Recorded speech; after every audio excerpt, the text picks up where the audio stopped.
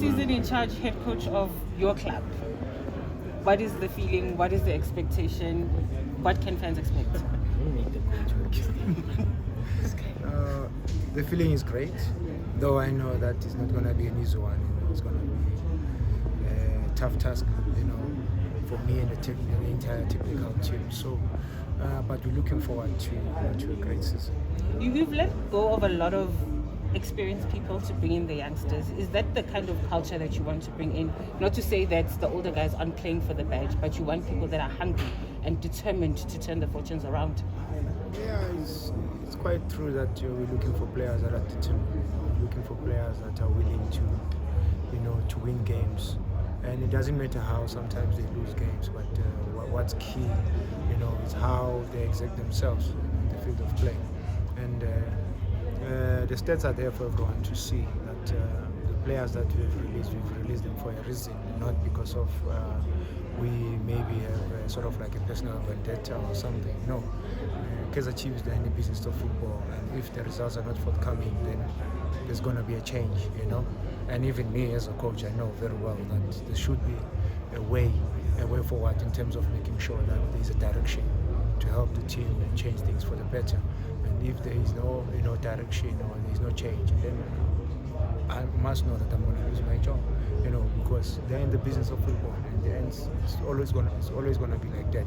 So, yeah, no hard feelings, the players that left the club. I think they played their part. They did everything they could, but unfortunately things did not work out, and we had to now change the approach. And the approach was simple: was to bring in young and energetic players that can obviously adapt or cope with the demands of the game at this day and age. So let alone that obviously playing differently, but the fact is. For many years, there's games that the club could have won, but they couldn't, simply because of the energy levels. When they dropped, they couldn't cope. Their legs couldn't carry them anymore. Some of them, as much as they were very, very disciplined. And to be quite honest, they were disciplined players, but unfortunately, they couldn't cut it. In terms of helping the team to achieve the desired results. Coach, you've signed a number of players, but there's a question mark about up top. You do have Ashley, but he can play on the side or false nine, what have you. What's the latest in terms of looking for that main man that's going to carry the load of scoring the goals? To be quite honest, we've been looking, we've been searching, we've been hunting, and it's difficult to get one. Reason being, whenever you get one, then he's not on the market. It's not for sale, they make your life difficult, and those that are available, I don't think they can come and add value. Yes, we are avoiding a situation where now we'll do the quick fixes, quick fix like we used to do in the past, and it did not pay off at the end of the day, and the team suffered for a very long time. So right now we're trying to build the identity, the way of play, and so that each and everyone knows his role and responsibilities on and off the field. And yeah, that already will make our life easy in terms of identifying players that can come in and add value with different qualities that we think are scarce.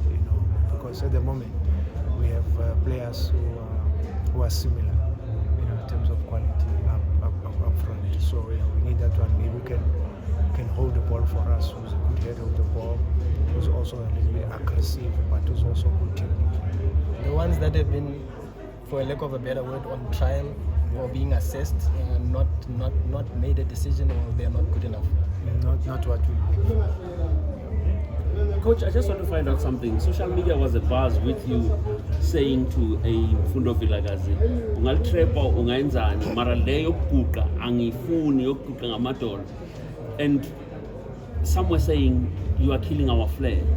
But then fast forward to the game that they played in the DDC, he scored without even delaying the ball.